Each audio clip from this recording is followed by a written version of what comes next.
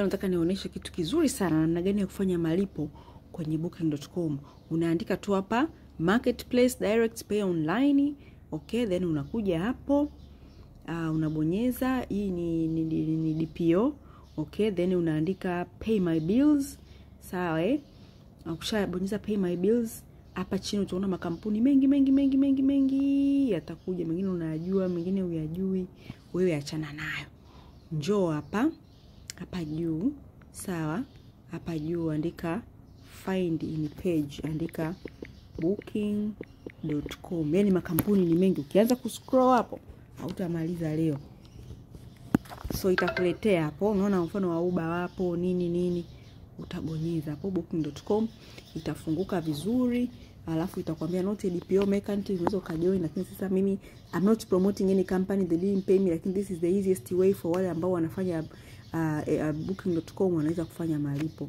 So utaingiza jina lako hapo, mfano mimi taarifa zangu ni hizo hapo, phone utaandika 255, okay, phone number utaandika hiyo, invoice number utaandika labda hiyo ni just a dummy number, accommodation number utaandika, service type utaandika booking.com, property name utaandika labda Malaika Villa, currency weka kwa USD kwa sababu kwa huku Tanzania sisi they charge us kwa USD.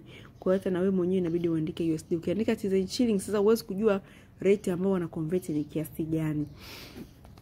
Amount utaandika amount ambayo hiyo ni kwa dola, labda wamekuandikia labda wanakudai dola 35, then utasema pay online, okay. Nani hapa, I think hapa kwenye address wanataka uandike ya nani kabisa. So nitaandika address yangu and then nita pay online. Okay, wataniletea hiyo. Utaona hapa chini wanakuambia kwamba complete ndani ya 3 hours 59 minutes 40. Basically kama ndani ya masaa 4 wewe umesha complete payment. Okay, so nimeshajaza taarifa zangu zote za muhimu. Hapa nitaandika Tanzania. Kwa Tanzania tunaletea option mbili, Mix by Yas na Airtel Money. Okay. So nitaandika labda Mix by Yas ambayo ndio kwa sasa hivi ipo kwenye simu yangu. Kwa hiyo hela yangu ya shilingi itakuja hapo. So kwa wale ambao labda walikuwa wanataka labda kufanya malipo ambao labda ni kwa shilingi, unaweza sasa kuichukua hii hapa amount, ukarudi kule ukaweka malipo ambayo ni ya kawaida. Lakini sasa inaweza ikaleta kama discrepancy fulani, ukalipa zaidi. So bora kuna nini tu kuendelea. Lesi labda ushaizoea sana, maana mimi mwenyewe nimeelekezwa. Kwa hiyo nasijaizoea sana. Haya. Then hapa watakwambia andika namba yako. Mimi nitaandika namba yangu ya Tigo ambayo ndio ipo kwenye hii simu. Just like this. Then itaniambia zip code. Ngoja niandike hii hapo. Okay. Alafu nitabonyeza continue to pay. Nishaandika agree hapo kila kitu. Kishaandika continue to pay itaniletea prompt. Okay, kisha prompt. Itakuja hapa sasa hivi prompt. Utaandika tu namba yako ya siri, kwa mfano tu, mfano 1 2 3 4, and then utabonyeza send. Okay, indicate invalid pin, lakini hii ni kwa sababu ya kuwaelezea.